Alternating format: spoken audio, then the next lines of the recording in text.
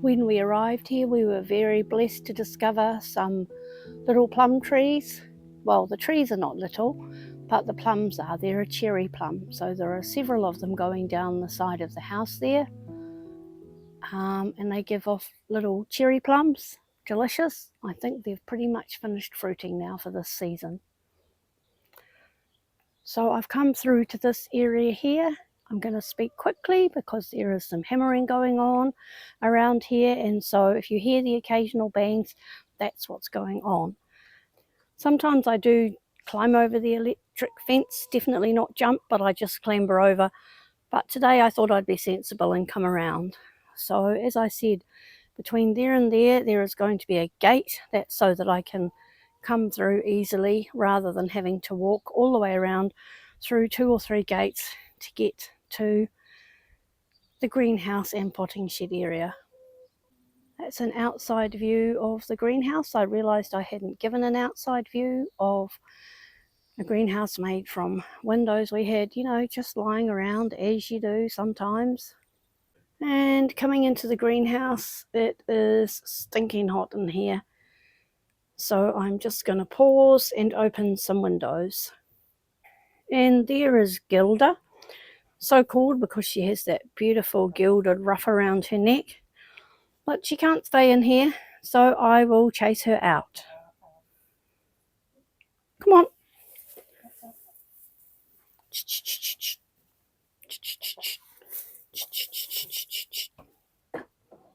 Good girl. There we go, barrier in place. Let a bit more airflow through, but no chickens.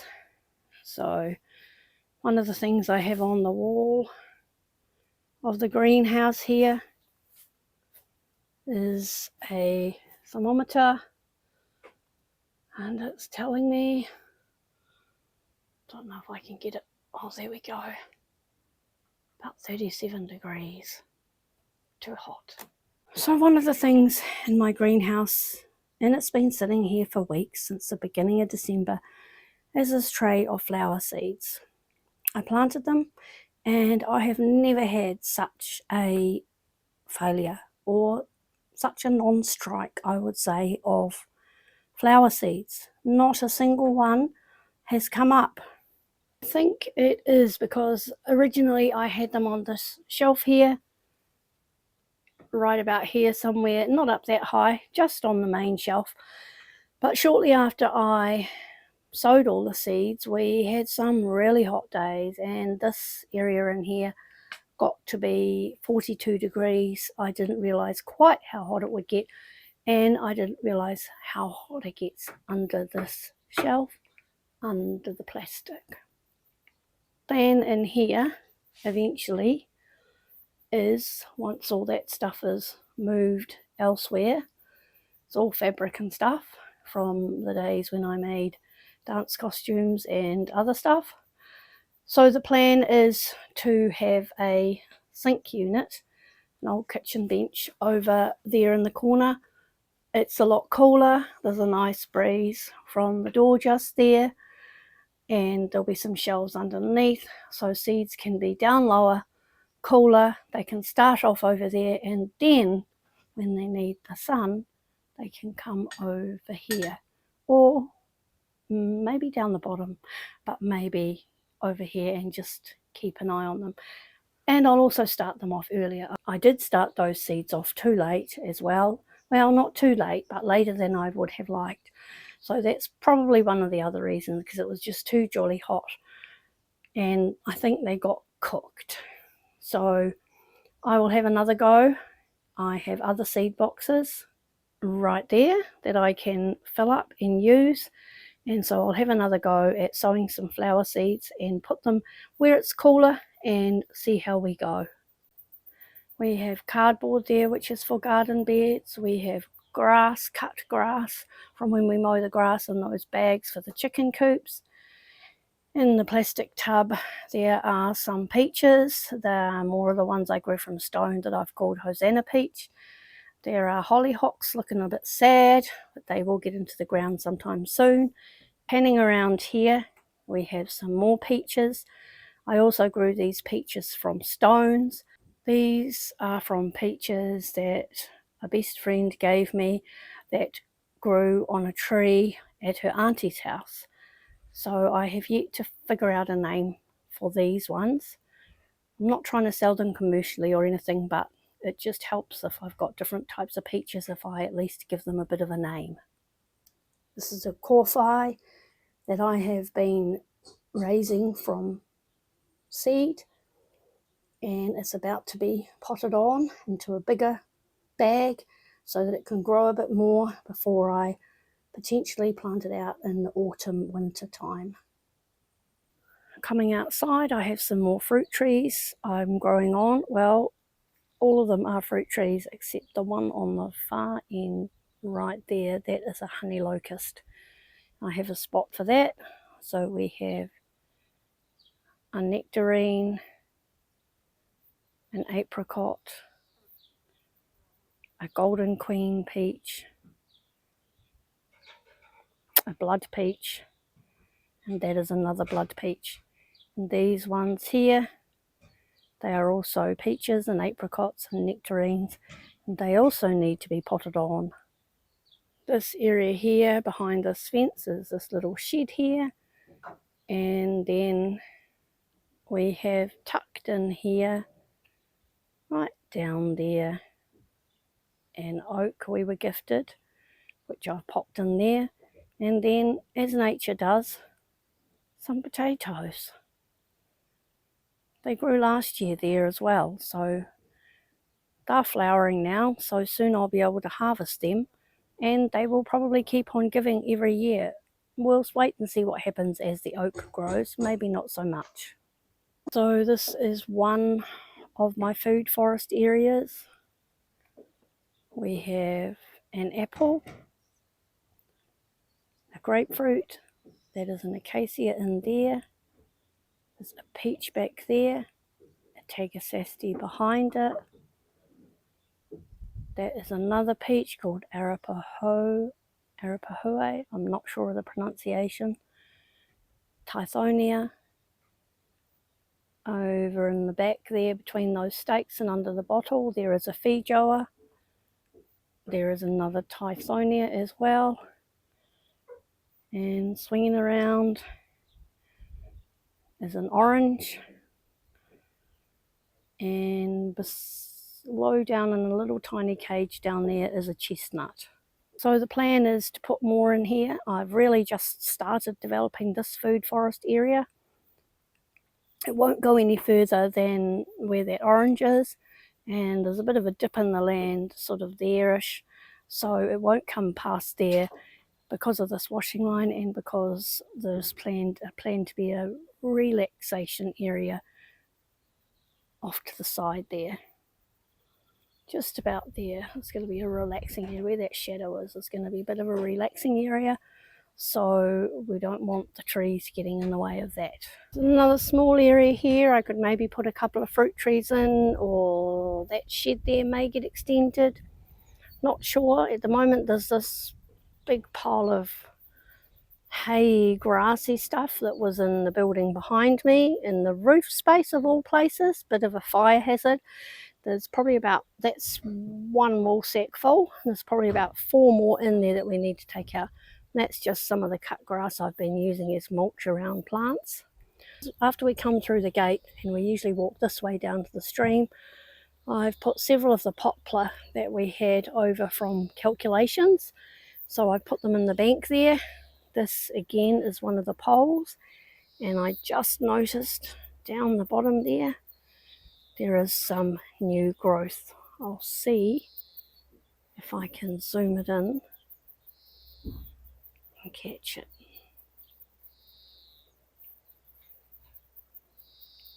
Might be a bit fuzzy. Another of the poplar. There is also hiding down there under cover what might be a spruce or might be a rimu, which is a New Zealand native tree. I'm not sure. I'll go down and see if we can find it and check on it. Now, would you look at that? There it is, right there. It's probably about double the height that it was. So I'm going to pause you. I'm going to whip up and get some of that grass. Well, not whip, but I'll climb the bank and get some of the grass, to put some of the grass around here, which will A, feed it, and B, give it some mulch. Back in a tick. Moving along, after coming up the slope, there is what we believe was an old plum. We've seen flowers, haven't seen any plums on it, so it may well all get cut up. We shall see. Some more poplars at the back here, and we're on the other side of this plum, and there are a couple more poplars there, again planted from leftover requirements. So in time, hopefully within the next couple of years, one would be lovely, but we shall see.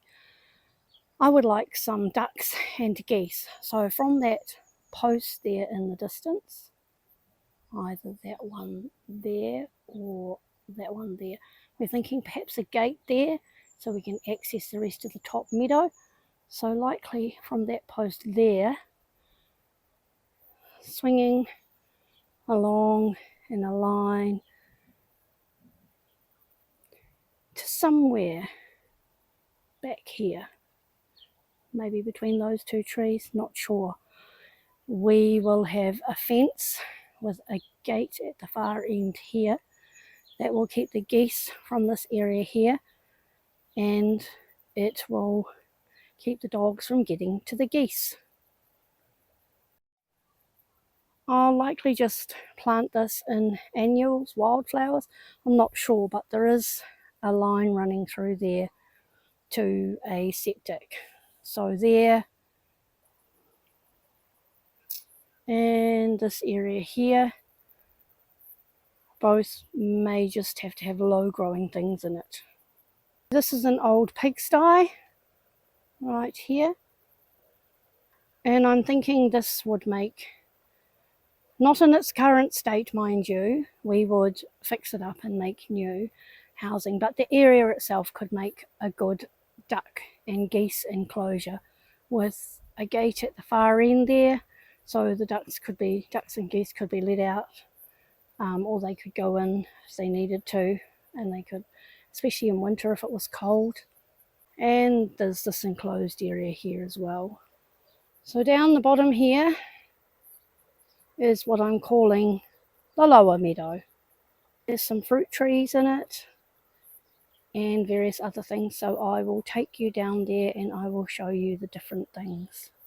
So the tin fence marks our boundary. Poplars, yes, it's quite still here at the moment.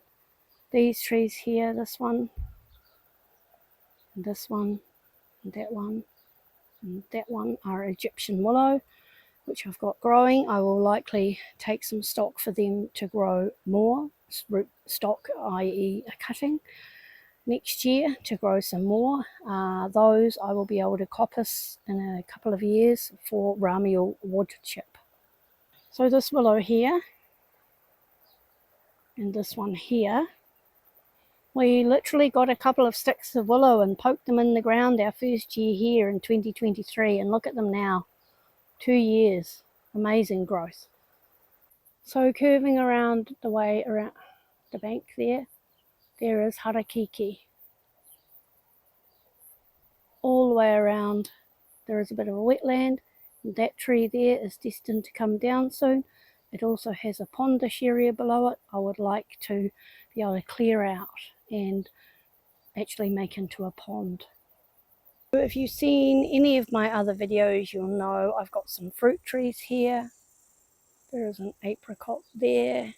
No, there's not. There's an apricot there. There's a pear way over there in the corner. In the green windbreak is citrus. And plans for more trees to go in. I've got some apple.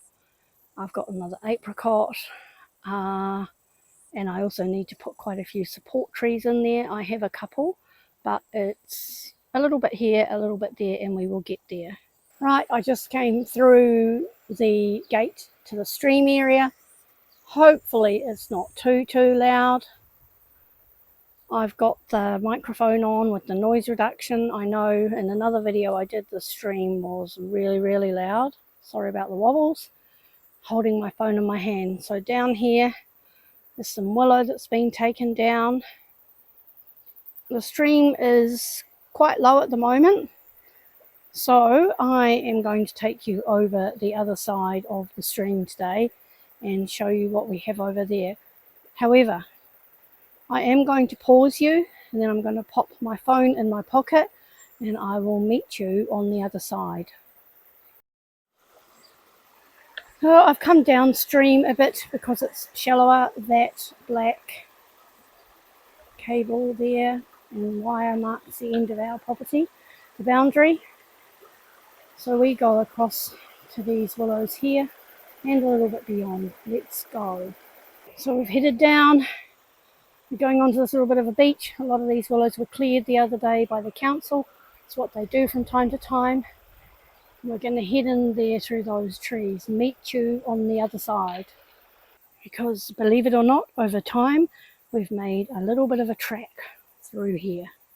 So this is why from time to time, one does a little walk around, because this willow is down.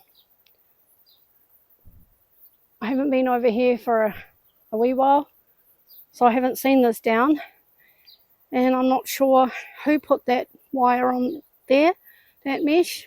Perhaps hubby, perhaps somebody else.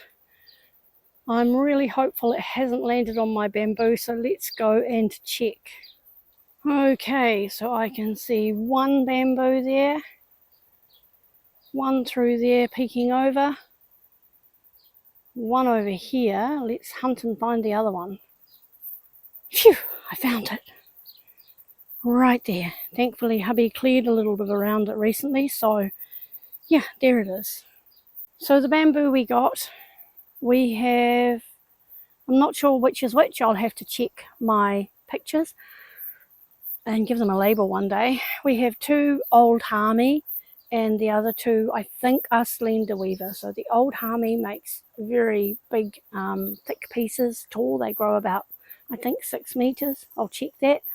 The other one grows not quite so tall, but they are a clumping variety as opposed to a runner. So they grow clumps of about a meter. Sorry, you wavered there for a minute. They grow clumps for about a meter, and then, as you can see, along in the line there, you can see some of them. We planted some more poplar. It's a beautiful big willow there. And these ones along here, a lot of them are starting to fall down, so they need some attention and taking down. Whew. Just taking a wee break in the shade. Sun behind me, under the shade of a tree. I'm hot, probably a bit red, but that's okay. So what are we planning to do here in this area behind me? Well, I've got the poplars, not sure what else. We'll have a think about it. I consider that even though the bit of land between us and our neighbours doesn't really belong to anybody, that we are kaitiaki or guardians, stewards of the ground that we're on for the time that we are on it. So it's up to us to help maintain it and make it the best that we can. We'd like to have a seat down here. We're not entirely sure exactly where yet, but it would be lovely to be able to come down here with a cuppa and sit by the stream. It's just so relaxing and peaceful, even on a blustery day. So hat back on, because yes, I'm back in the sun again, even though, well, it's going in and out of clouds, but when it does come out, it's pretty hot. And this old straw hat of mine is what I find the coolest, because a little bit of breeze does get through. If I'm wearing a cap, I just get far too hot. So regarding maintenance of all of these willows and everything, there are some that I leave and there will be some that will be taken out. I'll flip you around and I'll show you what I mean. As a for instance, you can see two willow here. I'll point them out, excuse the banging. There's one there and there's this one here. I'm going to leave them because they will help with the integrity of the bank. They will help to prevent the bank from being taken away. But behind it, there is a whole lot more spindly stuff, and I will probably cut all that back and either use it to weave a bit of a trellis for something to grow up, or I will keep them for weaving. At the moment, I'm standing on what could be a sizable pond. Well, I'm not exactly on it. I am on the margin of it, I believe. And I've crossed over the other side so I can do another shot.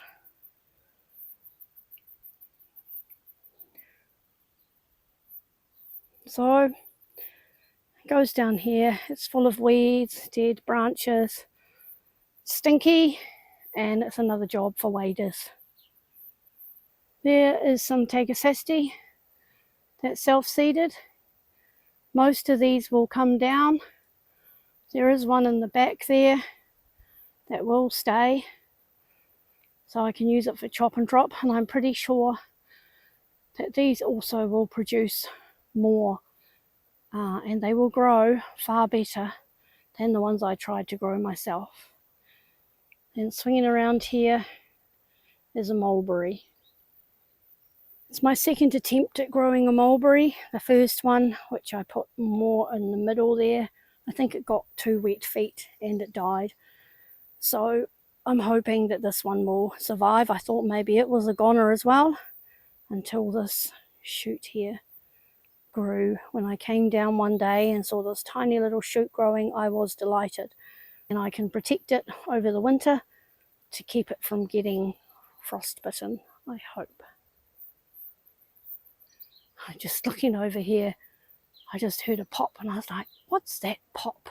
And then I realized that it is the cases for the broom seeds, and actually that's the tree lupin, and they are cracking open and releasing their seeds. So yeah, that tree lupin, different to tree lucerne, Tagasesti. Tree lupin is food forest support species that we found here when we moved here. Very blessed we are. Here is a walnut that I grew from the walnut seed from Koanga. It's a Wilson's Wonder walnut. I decided against a black walnut because I didn't really feel we had the space. This is the spot here where the honey locust is going to go. That mulch is dropping down like I thought it was. That was what I did the other day. This is the oak, an English oak I believe, which I have been tending very carefully. It came from an acorn from the tree that grew in our family property, and when I saw some saplings, tiny saplings, I grabbed about a dozen of them. There we go. That was a handy bit of shadow. It's grown, probably it's doubled its size over this growing season, and I'm now going to put its hat back on. The steel hat is because opossums, they chew all sorts. This is the other big tree up here. It's a Norway maple. It goes a beautiful yellow in the autumn. Right, we've almost done the circuit. I'm back up now in the area around the house, and we have got a camellia there, which I did a little bit of footage on a very windy day recently when I added another tie. Swinging around, we have a lemon there. It's pretty tiny. We'll see if it grows into a big tree. I have another one that's growing as well in a pot, so we shall see. This is a brandywine maple, so named because in the autumn it goes a beautiful reddish purplish colour. So they're not quite opposite each other, but I think they will make 2 nice statement trees on the property. This is a magnolia. It's called Summer Magic. It's the second one I've put in here. The first one, it was never that healthy and it died. This one seems to be doing really well. It's got some nice leaf buds. It's been in for, I'm not sure, a week or 2 now. Well mulched to help it keep the moisture in. So the last things in this area are this miniature rose here, which is from a cutting from a plant that my lovely husband gave me when we were very young and newly married, after I'd admired his mum's miniature rose. We have my flower garden. So I'll take you a little closer. This dahlia is pretty stunning. I'll zoom you in a little bit. She is called Liz Barge. I will type the name up. I got that one from Bulbs Direct in New Zealand, and she's just gorgeous. This is the third year I've had her. Never ceases to amaze me. The one there that had lovely red blooms, I'm not sure quite what's happened to that. Maybe a dog tromped on it or another animal. It'll come back. We've got some yellow cosmos. I believe this might be a white or an orange. We'll wait and see. There is a Moulin Rouge sunflower. There is a calendula, which is a slightly different one to the main one there. The main one only because it grows so many seedlings. There's another cosmos, or no, it might be another dahlia. We shall see when it comes out. There's another sunflower there that is called Pro Cut White Night. We've got another dahlia here that was from a mix called Rainbow Mix. Another small one there. That may be another Liz Barge. I know there was one around here somewhere last year. Perhaps right there. And that's another Moulin Rouge sunflower. And at the end there is another of the Rainbow Mix dahlias, which I grew from seed. There is a peony hiding there under the alyssum, right there. And there was another one around. Oh, this one, it's looking a little bit sick. Right there, a little bit sad, that one there. They haven't really done much, but I'm giving them some time. They're a bulb, so maybe they need a little bit longer. And the other thing here, just put in the last few days, are some canna lilies. Let's go a little bit closer and have a look. So these canna lilies are Tropicana Gold. I got one plant and I was able to divide it into two. Not sure if you're supposed to, but they're canna lilies, so I figured they would grow. I will pop a picture of the colour up. I also wondered if there were more colours of canna lily. And so my plan, not probably there because we have plans for a slightly wider gate, but my plan all along the base of these trees, all along to the last poplar, the last two poplars, is to plant a different coloured canna lily all the way along there. So I will have lots of colour. And in the autumn, I can cut the foliage down for mulch. That keeps them under control. So in time, the canna lilies will also make a little bit of a wind barrier. And in time, we're hoping to take that metal fence down and replace it. So I am going to go in and I'm going to have something to eat and something to drink and a little bit of a rest before I do some tasks. We have family arriving later today, so a little bit of prep to do for them as well. So I hope you've enjoyed this little tour of our homestead, and wherever you are in the world, until we meet again, fare thee well.